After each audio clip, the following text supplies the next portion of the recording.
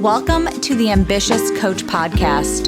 This is a place where driven, determined coaches learn how to get off the business growth struggle bus and learn how to build a wildly profitable online coaching business. I'm your host, Allison Henderson, corporate dropout to six-figure social media business coach. I'm going to show you how I've been able to create the business of my dreams organically, all through utilizing my social media platforms. So pull up a seat, take some notes, and get ready to see your life and bank account transform. Hello, and welcome back to the Ambitious Coach Podcast. It's me, Allison. All right, so yesterday was my mom's 65th birthday, which is a big milestone birthday for her. And I am secretly looking forward to her retiring soon so she can be home more so she can watch my kids. My parents live right in my backyard. Not really. They live in the cul-de-sac right behind ours. So even in my office, if I move my chair back just a little bit, I can see their house, like the front of their house from my sliding glass door in the winter. And back in the day, I was that person. I swore I never moved back to my hometown in Indiana. And well, here we are, guys, in Indiana.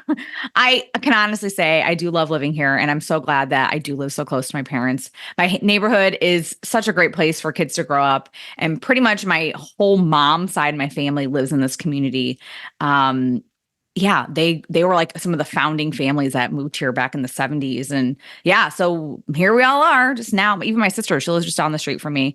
My husband's family does live close. They're like about 15 minutes away from here. My 4-year-old, she says, are we going to the close grandma's house or the faraway grandma's?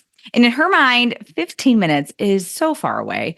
But she's also one of those kids that just hates car rides. So 15 minutes is actually in her mind really, really long for her. So far away grandma, close grandma.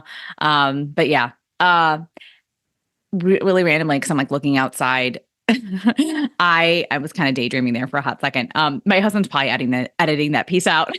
I stopped for a second. I just started staring outside my window. But I was like, I just want to spend a month in Italy. I don't know if you guys are somebody that you get this almost like a energetic, weird shift, but I can start smelling it. I can start feeling it. And it could just be the weather. We have a 60-degree day here today in Indiana, and which is so unlike that here in the United States in winter, you know what I mean? But it's so nice and just randomly really, really warm. And I just kind of sat there and I was like, I just want to spend a month in Italy, rent an Airbnb in the Amalfi Coast and just immerse myself with everything Italy, pasta, wine, fresh fruit and vegetables. I just love the Mediterranean Sea. And I really just want to smell. I just want to smell it and just relax. They just have such a relaxed culture there. Yeah, so definitely being called to go there soon. Italy is one of my favorite places to visit. It's like my second home. Back in college, and you guys might have heard me talk about this on the podcast before, but I did study abroad there, and I try to go back as often as I can. But since having my second kid, we just haven't been back. And I know it's just something in my heart's no, girl, you got to go back. So I know that means something when I start really desiring it. I don't know the when, the how, or any of that, or how it's all happening, but I'll get there. I'm kind of that person, and you're probably going to hate it when I say this, but I always get what I want. You know what I mean? When I have a desire, I know if I take the right steps, I'm going to figure it out. So I hope you're like that too. If you want something, you're going to fight to get it.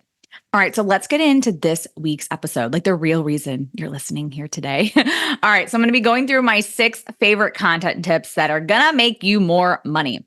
So I'll be going through talking about how to make your posts more digestible, how to have more compelling headlines, creating connection and relevancy with your audience, selling, organization and repurposing your content, and writing like you speak. Okay, so let's dive into this first one here, making your posts more digestible.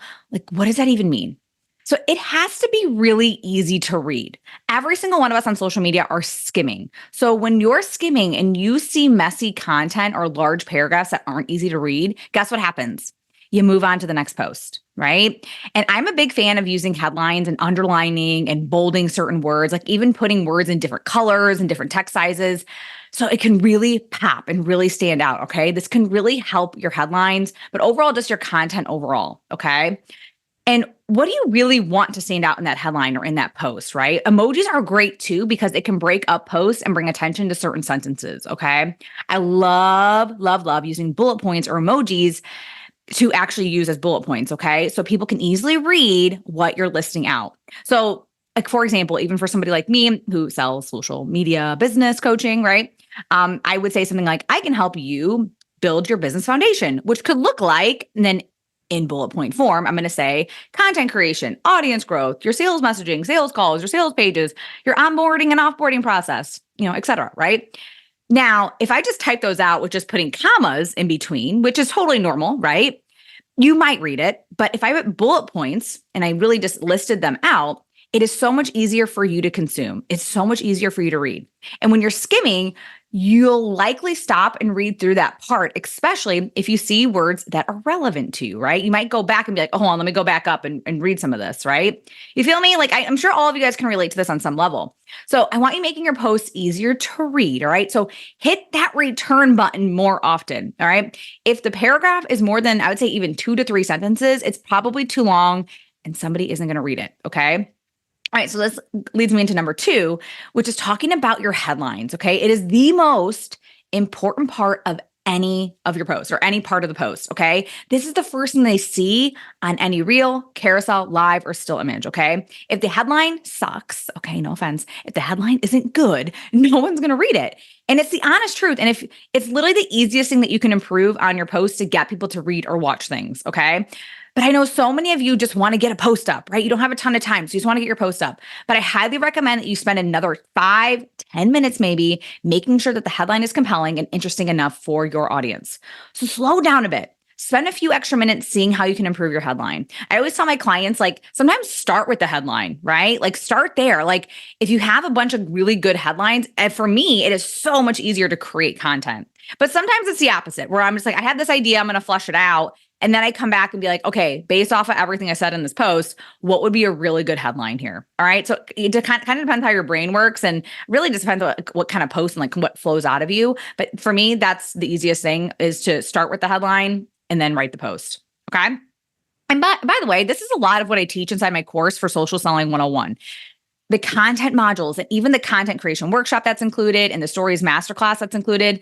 You get access to all this, by the way, when you sign up, but it gives you everything you need to understand how to create compelling content for your audience. I have dozens of content headlines, and I even added in a content planning session that we're going to actually do together. This is live so that we can work on your headlines and really flush out your content for the month. Okay. There's just so much included in this program. I'm so obsessed with it. It is exactly the program I wish I had when I first started my coaching business. We'll officially begin on March 1st. So click the link in my show notes to learn more about what's included. I have the full module breakdown on my sales page. This program is definitely your next step if you want to create more clients for yourself, especially if you're utilizing Instagram to grow your business. All right. So come get coached. Okay. This is so important. If you want to grow your business or take your business to the next level, come and get coached. Okay. Learn some new things.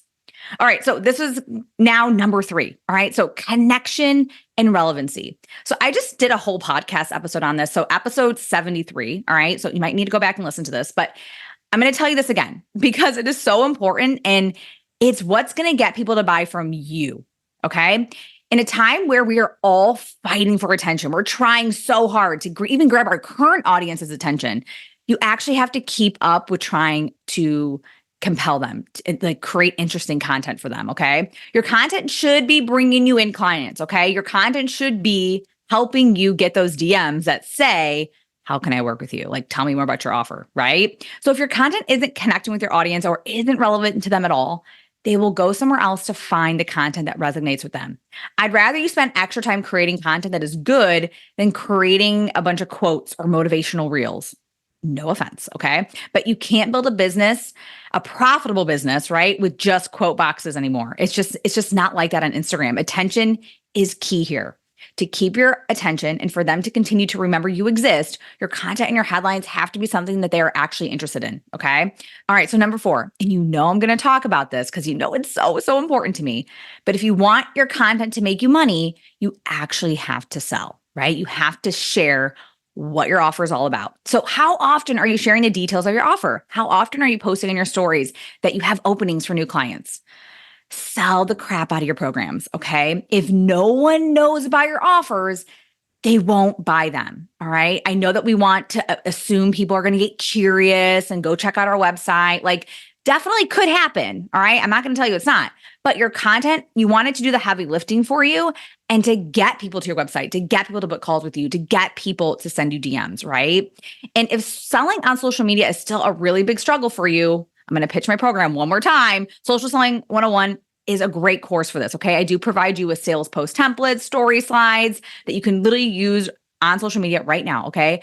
I try to make it so easy for you to get clients. And I know I keep plugging this program, but I personally don't want you walking around struggling to get clients anymore. This course has everything you need to create more clients for yourself, okay? All right, number 5, and this is probably one of my favorite tips for you.